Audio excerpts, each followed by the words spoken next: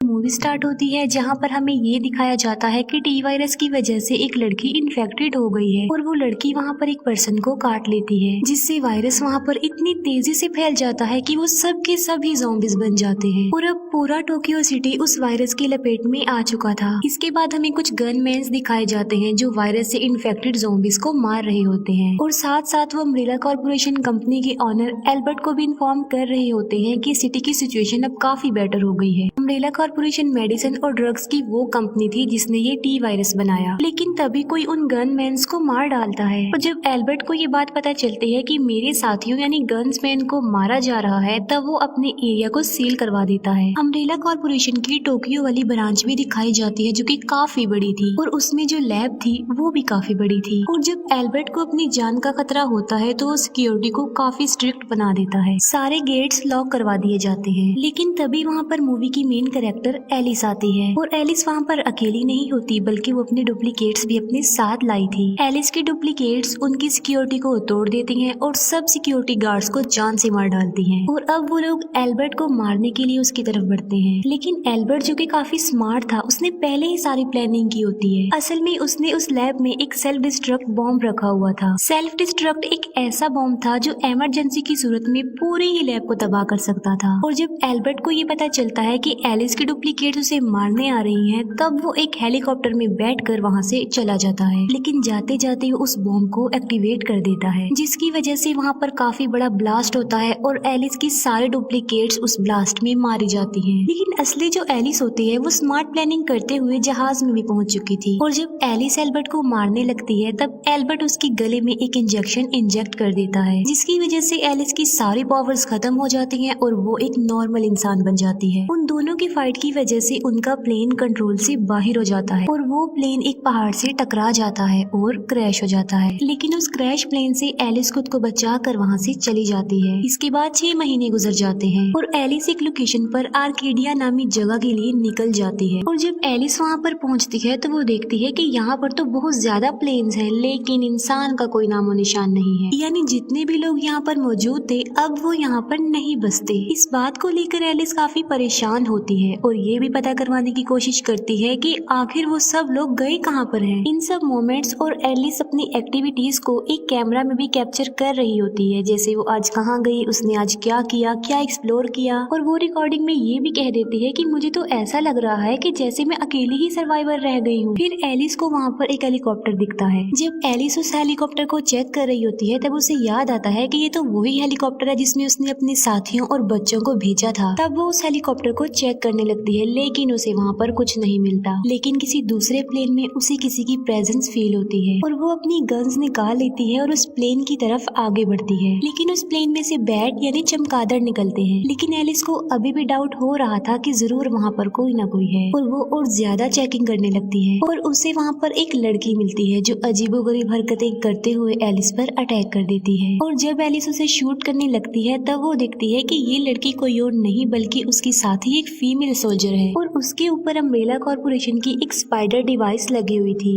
Alice उसकी body से वो डिवाइस रिमूव करती है और पूछती है कि आखिर तुम्हारे साथ यहाँ पर ऐसा क्या हुआ है जो तुम्हारी हालत ऐसी हो गई है, और मैंने तुम्हारे साथ और लोगों को भी भेजा था, वो कहाँ पर हैं? लेकिन उस फीमेल सोल्जर की मेमोरी लॉस हो चुकी थी, जिसकी वजह से उसे कुछ भी समझ में नहीं आ रहा होता कि आखिर एलिस क्या कह रही है। एलिस ये सोचती पर मजबूर हो जाती है कि इसके साथ जरूर कोई ना कोई एक्सीडेंट हुआ है तभी इसका ऐसा हाल है और हमें यहाँ से निकलना चाहिए इससे पहले कि कहीं मेरे साथ भी ऐसा ना हो जाए। और वो दोनों हेलीकॉप्टर में बैठकर वहाँ से चली जाती हैं। और जब वो लोग जा रहे होते हैं तब उन्हें जेल की एक छत पर कुछ सर्वाइवर्स नजर आते हैं जो उनसे हेल्प मांग रहे थे और एलिस उनकी छत पर अपना प्लेन उतारती है। एलिस प्लेन से उतरती है और उन सर्वाइवर्स से मिलती है। वो अपना इंट्रोडक्शन देती है और फीमेल सोल्जर के बारे में बताती है कि मेरे साथ वो भी है। वो कहती है कि मैं एक लोकेशन आर्केडिया की तरफ जा रही हूँ, आप लोगों को देखा कि हेल्प की जरूरत है तो मैं यहाँ आ गई। तब वहाँ पर खड़ा हुआ एक पुलिस ऑफिसर एलिस को बताता है कि आर्केडिया कोई जगह नहीं है बल्कि वो एक शिप है जो ऑलमोस्ट यहाँ यहाँ से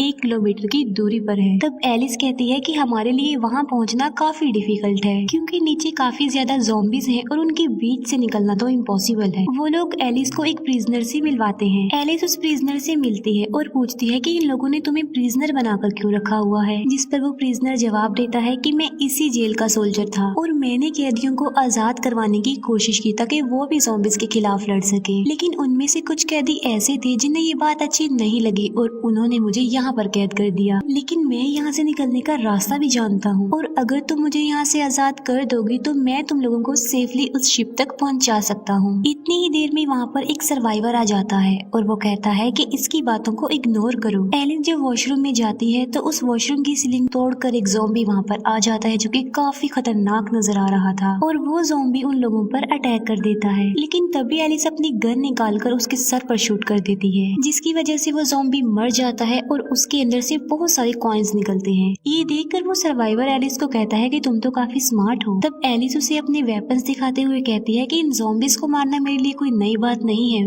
मैं इनको मारती आ रही हूँ और ये मेरी आदत बन चुकी है। मैंने इतने ज़ॉम्बीज मारे हैं कि मैं अब ट्रेन हो चुकी हूँ। तभी हम वहाँ पर एक बड़े और काफी खतरनाक किस्म के मॉन्स्टर को देखते हैं। वो मॉन्स्टर जेल के दरवाजों को तोड़ने की कोशिश करता है ताकि वो ज़ॉम्बीज सर्वाइवर्स को मार डाले। लेकिन एलिस क्योंकि जानती थी कि उस प्रिजनर को यहाँ से बाहर निकलने का रास्ता पता है तो इसीलिए वो उसे आजाद कर देती है और उसे पूछती है कि अब हमें बताओ कि यहाँ से निकलने का रास्ता कहाँ से है। वो कहता है कि इस जेल की ग्राउंड फ्लोर पर एक काफी बड़ा टैंक खड़ा हुआ है जिसके अंदर तकरीबन 20 लोगों के बैठने की जगह है और हम लोग उसमें बैठकर शिप तक जा सकते हैं। जब वो लोग टैंक को निकालने जाते हैं तब वो देखते हैं कि टैंक के अंदर तो इंजन फिट ही नहीं है बल्कि वो इंजन टैंक के ऊपर ही पड़ा हुआ था। ये देखकर एक सर्वाइवर को इतना गुस्सा आता है कि वो उस प्रिजनर को शूट करके मार डालता है और बाद में वो एलिस के प्लेन में बैठकर वहाँ से निकल भी जाता है। मॉन्स्टर जो कि जेल का दरवाजा तोड़ चुका था और सारे ज़ॉम्बीज अंदर आने लगे थे। वो सब लोग अपनी जान बचाने के लिए उन ज़ॉम्बीज का मुकाबला करते हैं और उन पर फायरिंग करने लगते हैं, लेकिन उन गोलियों से ज़ॉम्बीज को कुछ भी नहीं होती। तभी एक सर्वाइवर कहता है कि हमें यहाँ से जान बचाने के लिए एक अंडरग्राउंड केव का सहारा लेना चाहिए जो कि इसी पुलिस स्टेशन में है और वो सब लोग डिसाइड करते हैं कि वो उसी अंडरग्राउंड केव्स के जरिए आर्केडिया तक पहुंचेंगे। सब सर्वाइवर्स तो उस केव के जरिए निकलने में कामयाब हो जाते हैं लेकिन एलिस वहाँ फंस जाती है और इतनी देर में वो मॉन्स्टर भी वहाँ पर आ जाता है जो कि एलिस पर अटैक कर देता है। एलिस उस मॉन्स्टर से बचने की काफी कोशिश करती है लेकिन उस मॉन्स्टर के पास एक काफी बड़ा हथियार था